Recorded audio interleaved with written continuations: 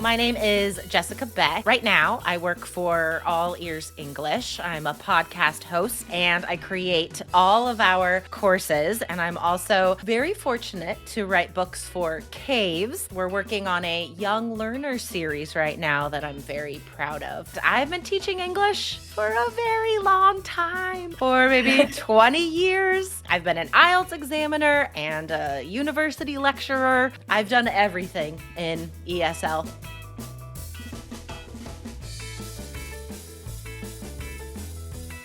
The goal is really for young people to learn things that they find interesting and fascinating about the world and about other cultures. So they can be curious, they can be respectful, and they can learn empathy. So when they interact with people who don't look like them, who don't talk like them, who aren't the same as they are, they're not afraid, they're not hateful, they're curious and respectful. They are able to start conversations with new people, ask questions, learn more about the world and their own interests. They can develop positive relationships and connections with other people. In the future, that skill will help them at work. Literal, just finding a job, keeping that job and doing well, performing well and being successful. They'll also just have more options for everything they do in the future, not just work, but how they live, where they live, who they spend their time with, what they do with their energy, with their resources.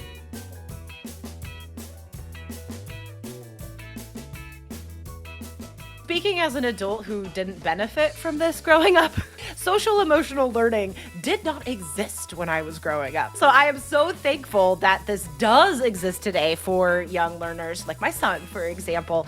It makes me very hopeful for the future of our society. So these are skills that create strong individuals, as I said, who can participate healthily in their family, in their neighborhood, their community, and their society on every level. If individuals have more awareness of their own needs and more care and respect for others, just think about it. So many of today's problems would be gone.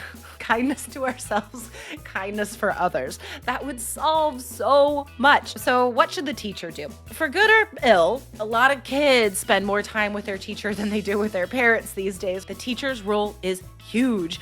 I would really just say the biggest takeaway here would be to look for teachable moments. For example, if you notice two students having a difficult interaction with each other, or maybe a student is having trouble controlling their emotions, the answer isn't punishment. The answer isn't to ignore what's happening. That used to be what we do. You punish people, you tell them wrong, emotions are bad or something, or teachers just ignore bad behavior because they don't want to deal with it. So don't do that. Use these difficult situations as a teaching moment. Talk directly, talk openly, be vulnerable with your students. Talk about what it's like to be a human. Say you understand. Talk about their option. The reality is, like, you're having a tough day, you're having a tough day. How do we deal with this? When we bring these things out into the open and really talk directly about their options, they realize it's not wrong, it's not bad, it's normal, and then they can learn how to handle it in a healthy way.